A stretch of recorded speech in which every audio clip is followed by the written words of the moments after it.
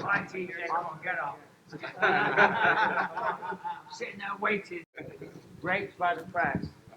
We're all over you. We're here for. Come on, then, give it to me. Well, Mike, I think it was a great fight tonight. I'm sure you're deflated with the loss, but overall, are you satisfied with the way you performed tonight? I mean, I didn't win. Ultimately that's why we do it. George was the better man. I felt good in there. Just got clipped. That's the way it goes. You go down. He locked up. He was very strong. He had a good grip. I was trying to fight his hands. Not a lot more you can say really. I felt good in there. Felt like that. When he took me down, I could get up when I wanted. I beat him up with some elbows off the back. He wasn't. I felt in control on the feet. But yeah, God bless him. Good for him. That's the way it goes. Your pre-fight talk is always fun, but you said he's old and slow, but I thought at least in the first round his jab was kind of quick. I mean, did that surprise you? I mean, were you a little bit surprised by the way it came out? No, not really. I wasn't surprised. That's what I was expecting, I mean, he's always had good striking. No, nothing surprised me. Nothing surprised me other than that left hook that dropped me, of course. That was a big surprise. I see a lot of people saying, after taking that much time off, moving up a division and beating you, he deserves to be called the greatest of all time. Do you believe that? Well, I'd say so. Yeah, good for him. I mean, yeah, why not? Why not? It's off as a ball for me, I guess. Hey, last thing for me, Mike. I mean, you said it right in there. You said, listen, you talked about retiring, but no, you're going to carry on. March date in London, is that appealing for you, or do you need a little time off? No, I don't need time off. I'm fine. I've got no injuries whatsoever. I'm not hurt at all. I've got a couple of little scuffs on my face, but nothing hurt me. But today was his night. Maybe March in London. Yeah, that sounds nice. We'll see. We'll see if I'm free. Hopefully I've got a few things lined up next year. But if I'm free, why not? I'm certainly not. Everyone said to me, "Oh, you didn't tap, Mike. That was great." I said, "Yeah, but I did get choked out on TV." So, it's not really a good consolation prize. So I don't really want my last time in the octagon to be me getting choked out. So I'll be back in there again at some point. Hey, Mike.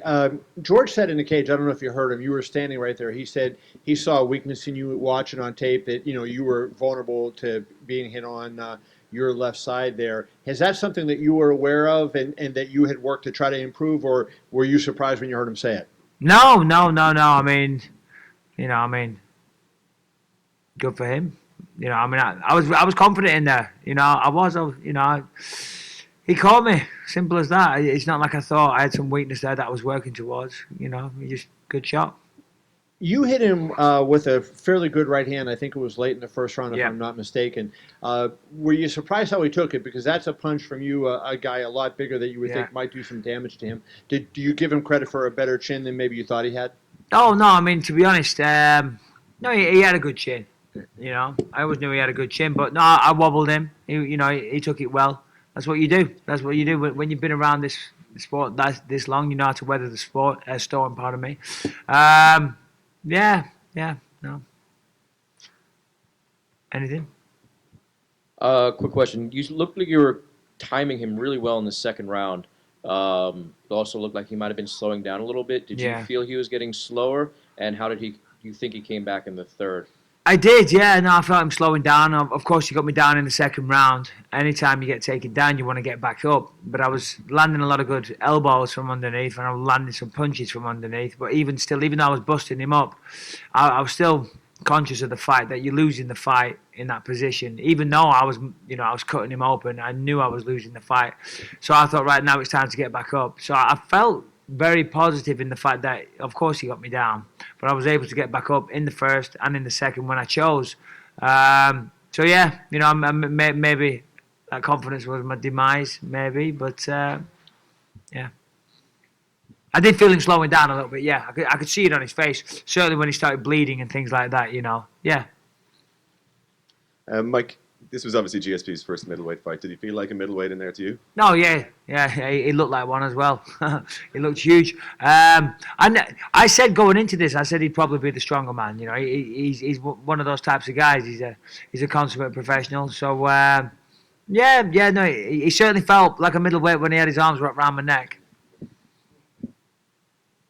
Who would you like in GSP Whitaker? What do you mean? To win? Yeah. Oh, I don't know. Ooh. Of course, I'm going to say GSP, but probably not. Probably Whittaker. I'd beat GSP in a rematch, but God bless him, it's his night tonight. You know, good for him. I'm not taking anything away. He did well. He did great.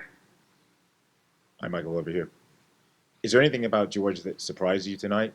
No, other than that left hook, no, not, you know, I mean, to be honest, the fight went as I expected. I felt like I was reading him. You know, I'm not trying to take away from him. He did fantastic. He was the better man than me tonight. He got the job done. But, yeah, you know, he wasn't really hurting me with any shots, you know, so maybe that's why I got a bit overconfident. I know he was going to wrestle me. He didn't feel that strong. I mean, as I said, other than when he had his, you know, rear naked choke sunk in. But he didn't feel that strong. As I say, I was able to get back up pretty easily. Even in the small grappling exchanges that we had, I felt like I was, you know, overpowering him. But nothing, no. I mean, of course I got caught, so it sounds stupid to say that. But it was the fight that I expected. Okay, and you touched on it there. You said that you might like to headline the London show. Is there anyone in the division that you might want to fight I next? don't know There's a host of people wanting. Yeah, to fight you. I don't know about headline. I don't know if you saw it. I just got choked out. So we'll see. But listen, I love doing what I do. You know, I'm from a small town in the northwest of England. I never thought I'd be here headlining Madison Square Garden. And I'll be damned if the last time I do it is getting choked out on TV. So, you know, it wasn't my night, but that's the way with professional sports. You know, one man or one team win and one man or one team lose. You know. So, Mike, there's for a retirement fight or whatever the next fight is, there's no one that, you know, a fantasy opponent, maybe a third fight with Luke Rockwold, settle the Seal, Romero business. None of that stuff really stands out to you? Yeah, I'll be honest. My biggest concern right now is getting to the bar before it shuts. Seriously. Okay, well, I'll make this I'm not last. thinking about my next fight. I'm thinking about the bar. You know, when you win, you're celebrating. Everyone's always like, "Oh, do you go out afterwards?" I'm like, "Yeah, of course I do." Because when you win, you're celebrating, and if you lose, you know, drown in your sorrows, and then you get really fucked up. Well, last thing for me then. Now that it's over, title reign. Of course, you win on short notice. You defend in Manchester, and then you know drop it tonight. But how will you look back on this when it's all said and done? You know, feels like yesterday I was champion of the world. You know, I mean, listen, I'm happy. I'm proud of what I've achieved in this sport. I really am. You know, I can't take that away from me. I mean, my kids are over there, and they just said, I thought you'd be more pissed off. And I'm like, listen, of course I'm pissed off. I'm crushed inside. I am. But also at the same time, you got to realize what's important in life. You know, I mean, this is what I dedicate my life to, but I do it for my children. I'm hearing we did over 1 million pay-per-view buys tonight from the top people, so that's good. You know, and that's why I do it. I do it to get paid. Now, first and foremost, I want to win. Of course I do. It's a nice little consolation prize. But